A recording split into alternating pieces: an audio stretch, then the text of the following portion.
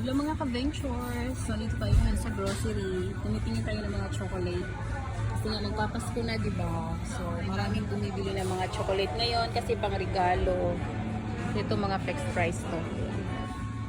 So, sa mga gustong bumili, maraming sale dito. Pag dalawa, 38. Diba?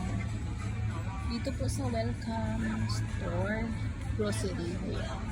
Pakaraming chocolate dito. Mga ka-ventures, ayan, pili lang po kayo. So, ayan, may mga nuts din.